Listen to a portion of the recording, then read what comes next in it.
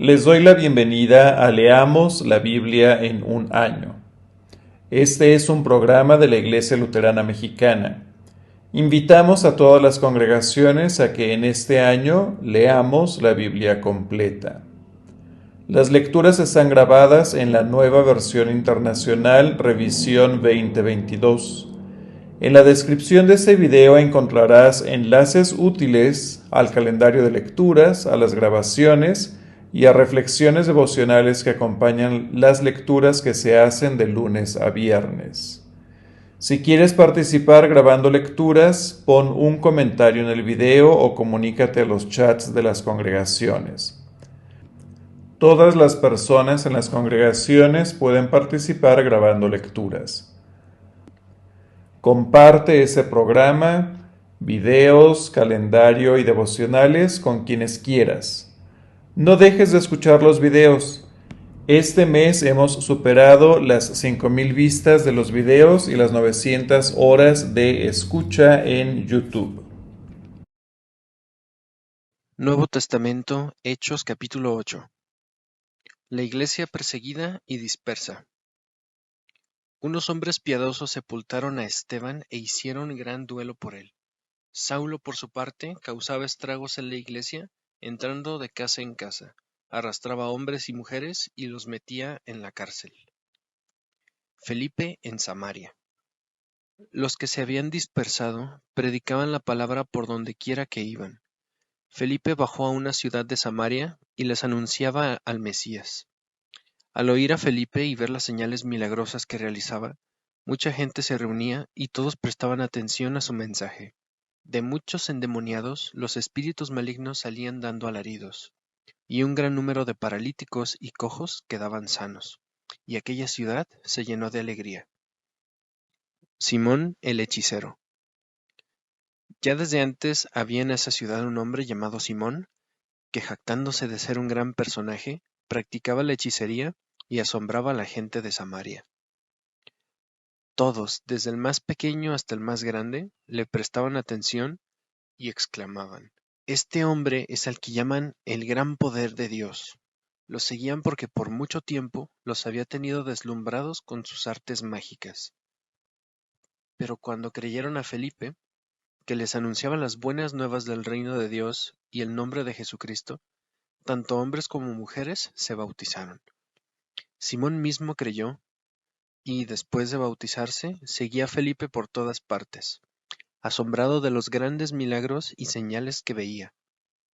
Cuando los apóstoles que estaban en Jerusalén se enteraron de que los samaritanos habían aceptado la palabra de Dios, les enviaron a Pedro y a Juan. Cuando los apóstoles que estaban en Jerusalén se enteraron de que los samaritanos habían aceptado la palabra de Dios, les enviaron a Pedro y a Juan. Estos, al llegar, oraron por ellos para que recibieran el Espíritu Santo, porque el Espíritu aún no había descendido sobre ninguno de ellos, solamente habían sido bautizados en el nombre del Señor Jesús. Entonces Pedro y Juan les impusieron las manos y ellos recibieron el Espíritu Santo. Al ver Simón que mediante la imposición de las manos de los apóstoles se daba el Espíritu Santo, les ofreció dinero, y les pidió: «Denme a mí también ese poder, para que todos quienes yo imponga las manos reciban el Espíritu Santo». «Que tu dinero perezca contigo», le contestó Pedro, «porque intentaste comprar el don de Dios con dinero. No tienes arte ni parte en este asunto, porque no eres íntegro delante de Dios. Por eso, arrepiéntete de tu maldad y ruega al Señor. Tal vez te perdone el haber tenido esa mala intención. Veo que vas camino a la amargura y a la esclavitud del pecado». «Rueguen al Señor por mí», respondió Simón, «para que no me suceda nada de lo que han dicho». Después de testificar y proclamar la palabra del Señor, Pedro y Juan se pusieron en camino de vuelta a Jerusalén, y de paso predicaron el Evangelio en muchas poblaciones de los samaritanos. Felipe y el etíope. Un ángel del Señor le dijo a Felipe: «Ponte en marcha hacia el sur, por el camino del desierto que baja de Jerusalén a Gaza». Felipe emprendió el viaje y resulta que se encontró con un etíope eunuco, alto funcionario encargado de todo el tesoro de la Candace, reina de los etíopes. Este había ido a Jerusalén para adorar y en el viaje de regreso a su país iba sentado en su carroza, leyendo el libro del profeta Isaías. El Espíritu le dijo a Felipe: acércate y júntate a ese carro. Felipe se acercó deprisa a la carroza, y al oír que el hombre leía al profeta Isaías, le preguntó: ¿acaso entiende usted lo que está leyendo? ¿Y cómo voy a entenderlo? Contestó, si nadie me lo explica. Así que invitó a Felipe a subir y sentarse con él. El pasaje de la escritura que estaba leyendo era el siguiente: como oveja fue llevado al matadero, y como cordero que enmudece ante su trasquilador, ni siquiera abrió su boca. Lo humillaron y no le hicieron justicia. ¿Quién describiría su descendencia? Porque su vida fue arrancada de la tierra. Dígame usted, por favor, ¿de quién habla aquí el profeta? ¿De sí mismo o de algún otro? Le preguntó el eunuco a Felipe. Entonces Felipe, comenzando con ese mismo pasaje de la Escritura, le anunció las buenas nuevas acerca de Jesús. Mientras iban por el camino, llegaron a un lugar donde había agua, y dijo el eunuco: mire usted, aquí hay agua. ¿Qué impide que yo sea bautizado? Entonces mandó parar la carroza, y ambos bajaron al agua, y Felipe lo bautizó. Cuando subieron del agua, el Espíritu del Señor se llevó de repente a Felipe. El eunuco no volvió a verlo, pero siguió alegre su camino. En cuanto a Felipe, apareció en Azoto, y se fue predicando el Evangelio en todos los pueblos hasta que llegó a Cesarea. Antiguo Testamento, Primero de Crónicas, capítulo 16.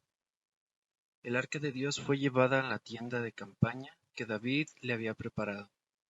Allí la instalaron y luego presentaron holocaustos y sacrificios de comunión en presencia de Dios. Después de ofrecer los holocaustos y los sacrificios en comunión, David bendijo al pueblo en nombre del Señor, y dio a cada israelita, tanto a hombres como a mujeres, una porción de pan, una torta de dátiles y una torta de pasas. David puso a algunos levitas a cargo del arca del Señor para que la ministraran, dieran gracias y alabaran al Señor, Dios de Israel. Los nombrados fueron Asaf, el primero, Zacarías el segundo, luego Jehiel, Semiramot, Jeriel, Matatías, Eliab, Benaías, Obed-Edom y Jehiel, los cuales tenían arpas y liras. Asaf tocaba los címbalos, los sacerdotes Benaías y Jaasiel tocaban continuamente las trompetas delante del arca del pacto del Señor. Salmo de David. Ese mismo día, David ordenó por primera vez que Asaf y sus compañeros fueran los encargados de esta alabanza al Señor. Alaben al Señor, proclamen su nombre, testifiquen de sus proezas entre sus pueblos. Cántenle salmos, hablen de sus maravillosas obras. Gloríense en su nombre santo, alégrense de veras los que buscan al Señor. Refúgiense en el Señor y en su fuerza, busquen siempre su presencia. Recuerden las maravillas que ha realizado, los prodigios y los juicios que ha emitido. Descendientes de Israel, su siervo, hijos de Jacob, sus elegidos. El Señor es nuestro Dios, sus juicios rigen en toda la tierra. Él se acuerda siempre de su pacto, de la palabra que dio a 1000 generaciones, del pacto que hizo con Abraham, del juramento que le hizo a Isaac, que confirmó como estatuto para Jacob, como pacto eterno para Israel. A ti te daré la tierra de Canaán como la herencia que te corresponde. Cuando apenas eran un puñado de vivientes, unos cuantos extranjeros en la tierra, cuando iban de nación en nación y pasaban de reino en reino, Dios no permitió que los oprimieran. Por amor a ellos advirtió a los reyes: no toquen a mis ungidos, no maltraten a mis profetas. Que toda la tierra cante al Señor. Proclamen su salvación cada día, anuncien su gloria entre las naciones y sus maravillas a todos los pueblos. Porque el Señor es grande y digno de toda alabanza, más temible que todos los dioses. Nada son los dioses de los pueblos, pero el Señor fue quien hizo los cielos. Esplendor y majestad hay en su presencia, poder y alegría en su santuario. Tributen al Señor, familias de los pueblos, tributen al Señor la gloria y el poder. Tributen al Señor la gloria que corresponde a su nombre, preséntense ante Él con ofrendas, adoren al Señor en su hermoso santuario, que tiemble ante Él toda la tierra, Él afirmó el mundo y éste se moverá, Alégrense los cielos y regocíjese la tierra. Digan las naciones, el Señor reina. Que resuene el mar y todo cuanto contiene, que salte de alegría el campo y lo que hay en él. Que los árboles del campo canten de gozo ante el Señor, porque Él ha venido a juzgar a la tierra. Alaben al Señor porque Él es bueno, y su gran amor perdura para siempre. Díganle, sálvanos, oh Dios, Salvador nuestro, reúnenos y líbranos de entre los paganos. Y alabaremos tu santo nombre y nos regocijaremos en tu alabanza. Bendito sea el Señor, Dios de Israel, desde siempre y para siempre. Y todo el pueblo respondió, Amén, y alabó al Señor. David dejó el arca del pacto del Señor al cuidado de Asaph y sus hermanos, para que sirvieran continuamente delante de ella, de acuerdo con el ritual diario.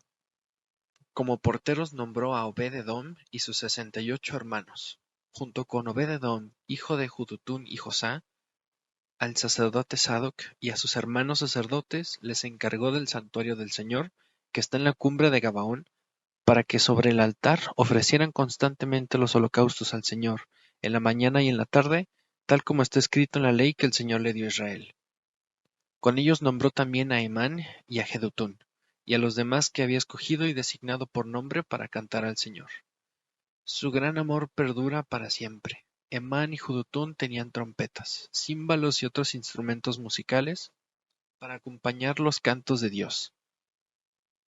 Los hijos de Jedutún eran porteros. Luego todos regresaron a su casa y David se fue a bendecir a su familia.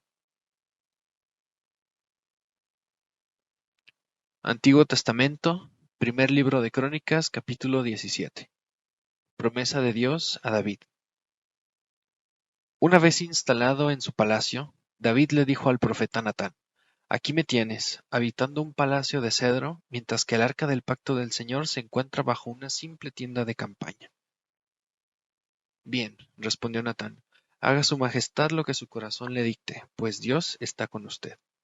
Pero aquella misma noche la palabra de Dios vino a Natán y le dijo: Ve y dile a mi siervo David que así dice el Señor: No serás tú quien me construya una casa para que yo la habite. Desde el día en que liberaré a Israel hasta el día de hoy, no he habitado en casa alguna, sino que he ido de campamento en campamento y de santuario en santuario. Todo el tiempo que anduve con Israel, cuando mandé a sus jueces que pastorearan a mi pueblo, ¿acaso le reclamé a alguno de ellos el no haberme construido una casa de cedro? Pues bien, dile a mi siervo David que así dice el Señor Todopoderoso: Yo te saqué del redil para que, en vez de cuidar ovejas, gobernaras a mi pueblo Israel. Yo he estado contigo por donde quiera que has ido, y he aniquilado a todos tus enemigos. Ahora voy a hacerte tan famoso como los más grandes de la tierra. También voy a designar un lugar para mi pueblo Israel, y ahí los plantaré para que puedan vivir sin sobresaltos. Sus malvados enemigos no volverán a oprimirlos como lo han hecho desde el principio. Desde los días en que nombré jueces sobre mi pueblo Israel, yo derrotaré a todos tus enemigos. Te anuncio además que yo, el Señor, te edificaré una casa. Cuando tu vida llegue a su fin y vayas a reunirte con tus antepasados, yo pondré en el trono uno de tus descendientes, a uno de tus hijos, y afirmaré su reino.